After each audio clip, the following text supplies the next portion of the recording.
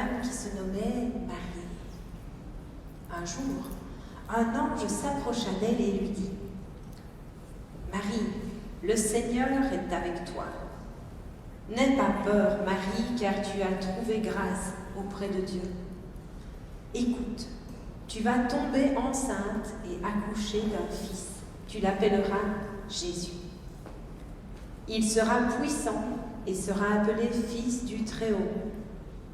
Il régnera pour toujours et son royaume ne finira jamais. » Marie dit à l'ange « Comment cela se passera-t-il puisque je ne suis pas mariée ?»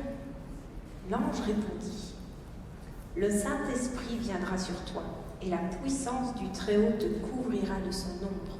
C'est pourquoi l'enfant à naître sera saint.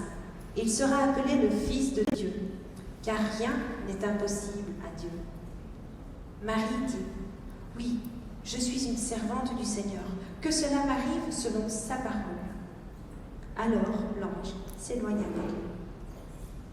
Quelques mois plus tard, l'empereur César Auguste fit un recensement de tous les Israélites, c'est-à-dire qu'il voulait connaître le nombre de ses habitants.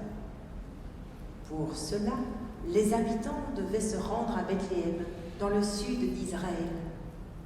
Joseph, qui habitait au nord en Galilée, entreprit donc un long voyage de plus de 150 kilomètres avec Marie, qui était enceinte et presque au terme de sa grossesse.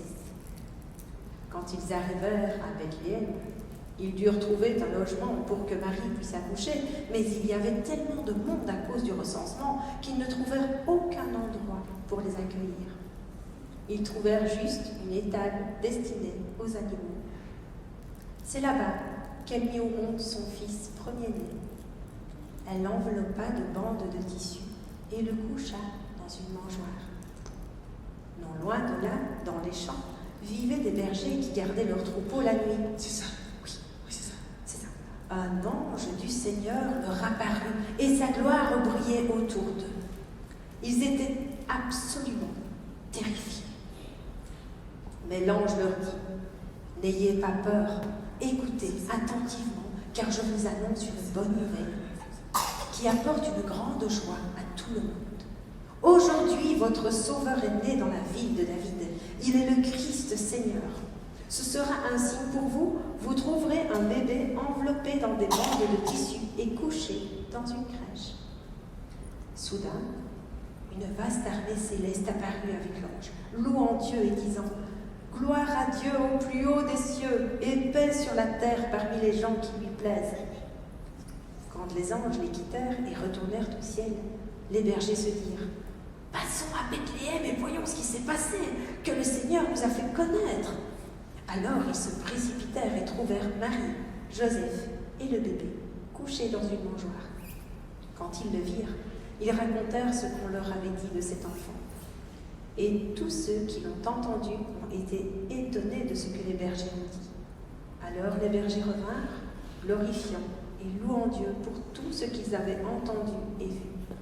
Tout était exactement comme on leur avait dit. Waouh!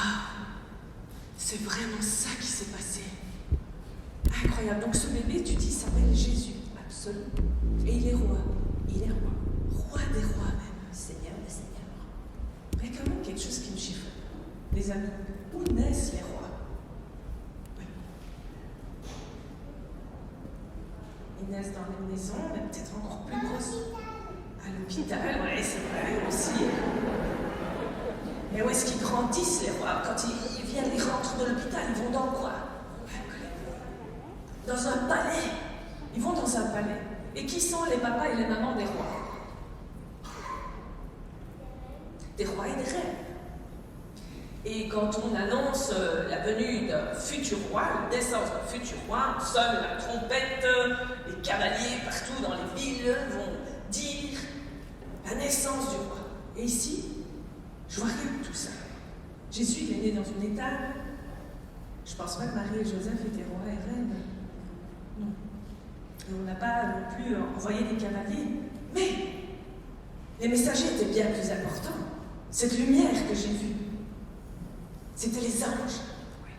les anges sont venus du ciel annoncer la naissance de Jésus. Oh, c'était pas un cavalier ou un messager, c'était des anges et puis une armée d'anges. Parce que Jésus, c'est le roi de gloire au ciel. Mais qu'est-ce qu'il a décidé, Jésus?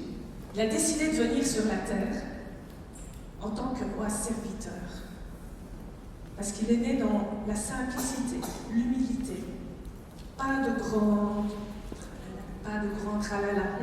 Parce que les premières personnes qu'on informe de la naissance du roi, c'est le bourgmestre, c'est les gens importants, c'est les gens de la cour du roi. Ici, qui est-ce qu'ils ont été annoncés en premier? Qui a été informé en premier? Dites. Des bergers. Des bergers sont les premiers informés de la naissance de Jésus. Jésus est le roi serviteur. Il est venu dans la simplicité parce qu'il n'est pas venu pour les gens importants, riches, aussi, bien sûr pour eux aussi, mais il est accessible à tout le monde. Il est accessible à nous aussi. Alors les amis, comme les anges sont venus louer Dieu, enfin louer quand ils sont descendus du ciel toute l'armée, est-ce que nous aussi, on ne louerait pas Dieu ce matin, comme vous l'avez fait la fois dernière? Absolument. Absolument? Absolument. Ok.